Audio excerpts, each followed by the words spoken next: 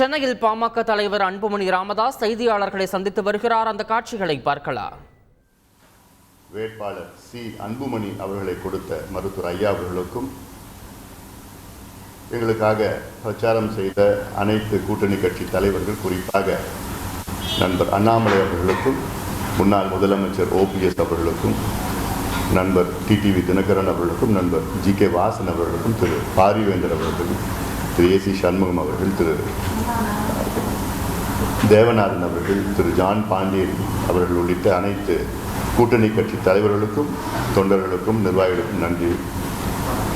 முக்கியமாக பாட்டாளி மக்கள் கட்சியின் அனைத்து நிர்வாகிகள், தொண்டர்களுக்கும், குறிப்பாக மாநில நிர்வாகிகள், மாவட்ட ஒன்றிய கிளை நிர்வாகிகள் 20 நாட்களாக களத்தில் அங்கேயே தங்கி அங்கேயே கடுமையாக பணியாற்றி கௌரவமாக பெற்ற கிட்டத்தட்ட 56,300 வாக்குகள் பெற்றிருக்கின்றோம். அத்துணை நிர்வாகிகளுக்கும் இந்த நேரத்தில் நன்றிகளை தெரிவிக்கின்றேன். இந்த தேர்தலில் நடந்தது உங்களுக்கு நன்றாக தெரிந்திருக்கும், குறிப்பாக ஊடக நண்பர்களுக்கு தெரிந்திருக்கும். உலக அளவிலே இந்த தேர்தலில் திமுக எப்படி வெற்றி பெற்றார்கள் என்று எல்லாருக்கும் தெரியும். பணத்தை கொடுத்து, பொருளை கொடுத்து, அதிகாரத்தை வைத்து வெற்றி பெற்ற திமுக அது உண்மையான வெற்றி கிடையாது. அதாவது நேர்மையான முறையில் ஒரு பைசா செலவில்லாமல் நாங்கள் பெற்ற 56,300 வாக்குகள், இதுதான் உண்மையான வெற்றியாக நாங்கள் கருதுகிறோம்.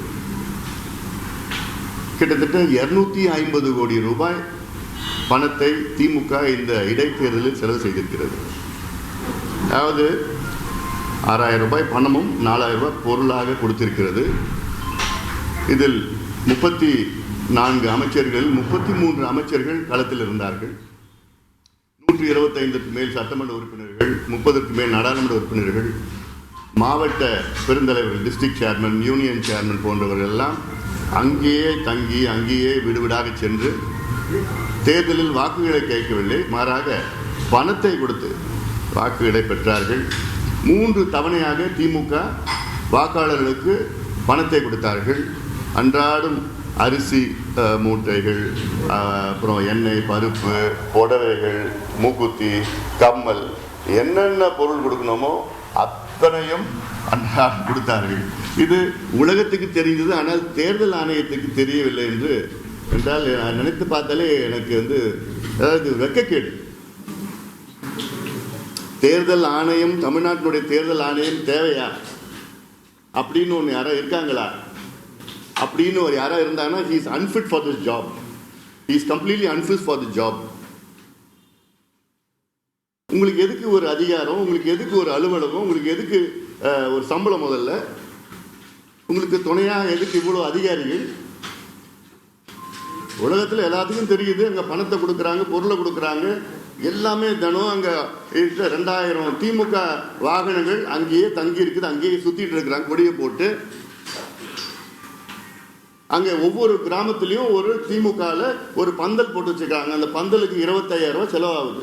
கிட்டத்தட்ட 300 பந்தல் போட்டு வச்சுருக்காங்க. எத்தனை கோடி செலவு, எலெக்ஷன் எக்ஸ்பென்சஸ். நேரம் அந்த வேட்பாளரை தகுதி நீங்கள் செஞ்சுருக்கணும், எப்பயும் செஞ்சுருக்கணும். நேர்மையான முறையில் தேர்தல் நடந்தது இருந்தனா.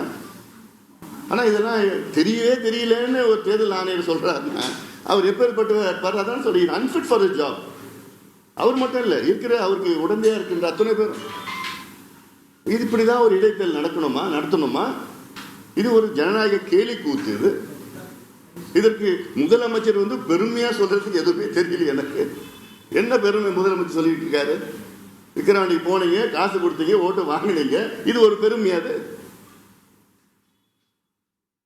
ஆனாலும் அதை மீறி அந்த தொகுதி மக்கள் எங்களுக்கு நேர்மையான முறையில் வாக்களித்தார்கள். இன்னொன்று, நான் அந்த தொகுதி மக்களை நான் குறை சொல்ல மாட்டேன்.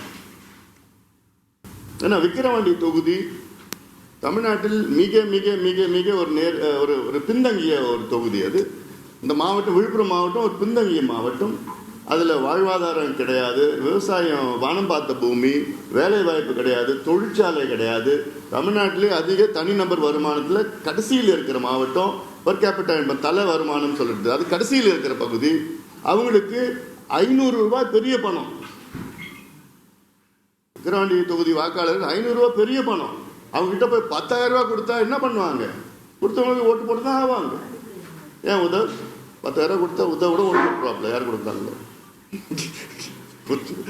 இதான் சொல்கிறேன். யார் வேணும் 10,000 கொடுத்தா ஓட்டு போட போகிறாங்க. அந்த அளவுக்கு 10,000 ரூபாய்க்கு பணமும் பொருளும் கொடுத்து ஓட்டு போட்டிருக்காங்க மக்கள். நான் அவங்கள குறை சொல்ல மாட்டேன். ஏன்னா இந்த மக்களை 77 ஆண்டுகள் சுதந்திரம் அடைந்து இந்த நிலைமையில தான் வச்சிருக்கிறாங்க இவங்க ஆளுங்கட்சிக்காரங்களும் ஆண்டு கொண்டிருக்கின்றவர்கள். ஏன்னா இவங்க படிச்சாங்கன்னா, வேலைக்கு போயிட்டாங்கன்னா, தெளிவாயிட்டாங்கன்னா இவங்க ஓட்டு போட மாட்டாங்க. அதனால இந்த மக்களை இப்படியே அடிமையா வச்சிருக்கணும், இப்படியே வேலை இல்லாமல் வச்சிருக்கணும், இப்படியே கூலியா வச்சிருக்கணும். இதுதான் இதுதான் திராவிட மாடல். இந்த திராவிட மாடல் தான் ஸ்டாலின் அவர்கள் சொல்கிறார். திராவிட மாடல்னா என்ன? தமிழ்நாட்டின் மக்கள் அடிமையா கூலியா வச்சிருக்கணும், பிச்சைக்காரனா வச்சிருக்கணும். அப்பதான் தேர்தல் நேரத்தில் கையேந்தி காசு வாங்கிட்டு அவங்களுக்கு ஓட்டு போடுவாங்க. இதுதான் திராவிட மாடல். இதுதான் விக்கிரவாண்டியில் நடந்தது திராவிட மாடல். இது அவங்க நிர்வாகத்துக்கு வெற்றி கிடையாது. திமுக அவங்களுடைய ஆட்சிக்கோ முதலமைச்சருக்கோ அவங்க செய்த நிர்வாகத்துக்கெல்லாம் கிடையாது. கொடுத்த பணத்துக்கு மக்கள் அங்கே விசுவாசமா இருந்தார்கள், அதனால வெற்றி பெற்றிருக்காங்க, அவ்வளவுதான். ஆனால் இடைத்தேர்தல் அது தமிழ்நாட்டில் அது அவாய்டு, அதாவது இப்படி ஒரு ஜனநாயக படுகொலை அது தவிர்க்கலாம். இது ஒரு பக்கம். அதனால இந்த தேர்தலில் மீண்டும் சொல்வது, இது எங்களுக்கு ஒரு சுயமரியாதையுடன் நாங்கள் பெற்ற வாக்குகள், ஒரு கௌரவமாக நாங்கள் பெற்ற வாக்குகளாக நாங்கள் பார்க்கின்றோம். அதை நான் கம்பேர் பண்ணலை. ஆனாலும் கடந்த இடைத்தேர்தல், ஈரோடு இடைத்தேர்தலில் அதிமுக பாஜக கூட்டணி அவங்க 2 பேரும் சேர்ந்து வாங்கின வாக்குகள் 43,000 வாக்குகள் வாங்கியிருக்கிறாங்க. இந்த தேர்தலில் நாங்கள் வாங்கின வாக்குகள் 56,300 வாக்குகள் நேர்மையான முறையில் நாங்கள் உழைத்து பெற்ற வாக்குகளாக நாங்கள் பார்க்கின்றோம். ஆனால் இந்த இடைத்தேர்தல் இவங்க இந்த பர்சன்டேஜ், அவங்க அந்த பர்சன்டேஜ், இவங்க ஓட்டு இங்கே போச்சு, அந்த ஓட்டு எங்கே போச்சுன்னு அனாலிசிஸ் தயவுசெய்து பண்ணாதீங்க. இது வேஸ்ட். ஏன்னா மொத்தம் காசு கொடுத்தாங்க, ஓட்டு போட்டாங்க, யார் வேணும் ஓட்டு போட்டுவாங்க. இப்போது ஒரு உதாரணம், ஜெயலலிதா அம்மையார் இருந்த நேரத்தில் அதிமுக ஒரு ஓட்டு கூட திமுக போட மாட்டாங்க. ஏன்னா அவங்களுடைய ஜென்ம எதிரி. எம்ஜிஆர் கட்சி தொடங்கினதுக்கு காரணம் திமுக ஒழிக்கிறதா தடவுனார். ஆனாலும் இப்போ அவங்க அதிமுக காசு கொடுத்து ஓட்டு போட்டிருக்காங்க, திமுக ஓட்டு போட்டுருக்காங்க. அப்போ நினச்சிப்பாங்க அந்த நல்ல, அதான் இட்ஸ் ஃப்ரீ பை எலெக்ஷன். அதில் இது இதுக்கும் பொது தேர்தலுக்கும் சம்மந்தமே கிடைக்க போகிறது. பொது தேர்தலில் ஒட்டு மொத்தமாக அத்தனை அமைச்சர்கள் ஒரே தொகுதியிலையும் எம்எல்ஏக்கள், எம்பிக்கள், சேர்மன் எல்லாம் தங்கி அங்கே பணம்லாம் கொடுக்கறதுக்கு ஒரு சூழலாம் இருக்க போகிறது கிடையாது. அதனால் அடுத்த தேர்தல் நிச்சயமாக பொது தேர்தலெலாம் இதுக்கும் சம்மந்தமே இருக்க போகிறது கிடையாது. மீண்டும் வாக்களித்த வாக்காளர்களுக்கும் எங்கள் கட்சி கூட்டணி தலைவர்கள், நிர்வாகிகளுக்கும், எல்லாத்துக்கும் மேல் பாட்டாளி மக்கள் கட்சியினுடைய அடிமட்ட தொண்டர்கள், அங்கேயே தங்கி அங்கே தொண்டர்களுக்கும் நிர்வாகிகளுக்கும் மீண்டும் என்னுடைய நன்றிகளை இந்த நேரத்தில் நான் தெரிவிக்கிறேன்.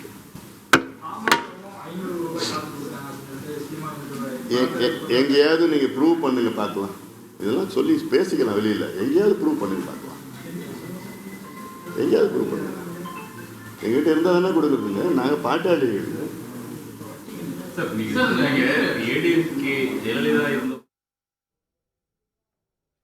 சென்னையில் பாமக தலைவர் அன்புமணி ராமதாஸ் செய்தியாளர்களை சந்தித்தார். அப்போது விக்கிரவாண்டி இடைத்தேர்தல் முடிவுகளை தாங்கள் ஏற்பதாகவும், தேர்தலுக்காக பணியாற்றிய கூட்டணி கட்சி தலைவர்களான அண்ணாமலை, OPS, டிடிவி தினகரன் உள்ளிட்ட கூட்டணி கட்சி தலைவர்களுக்கு நன்றி எனவும் தெரிவித்தார். அந்த காட்சிகளை நாம் தற்போது பார்த்தோம்.